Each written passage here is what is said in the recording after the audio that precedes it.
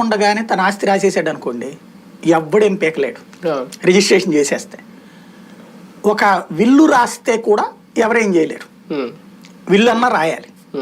ఏమి రాయకుండా వదిలేశారనుకోండి, ఒకళ్ళకొకళ్ళు కోర్టులకు వెళ్తే కోర్టుకి డబ్బులు తగిలేసుకుంటారు కానీ ఆస్తులు తేలం.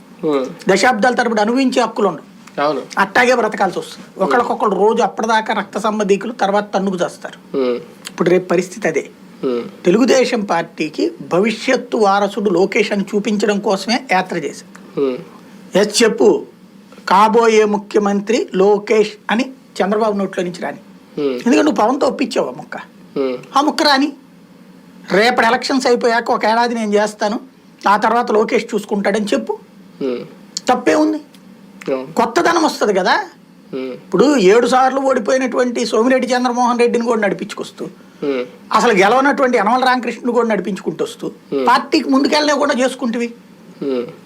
ఇప్పుడు అదే జగన్మోహన్ రెడ్డి ఒకసారికే తీసి పక్కన పెడుతున్నాడు నువ్వు రావనేసి.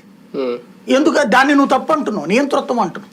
కానీ నీ ప్రజాస్వామ్యంలో ఏమైంది? పోనీ అందరికి నువ్వు ఫెయిర్గా ఇవ్వగలుగుతావా? ఇప్పుడు 10 మందికో 30 మందికో అటు ఇచ్చినప్పుడు ఇవ్వలేవుగా. కాబట్టి నిన్ను నమ్ముకున్నటువంటి వాళ్ళకి ఇవాళ ఏంటి, తెలుగుదేశం కేడర్ కావాలి ఏంటి, చంద్రబాబు తర్వాత లోకేషే అన్నటువంటి. అది అనధికారిక సందేశం ఎందుకు? అధికారిక సందేశం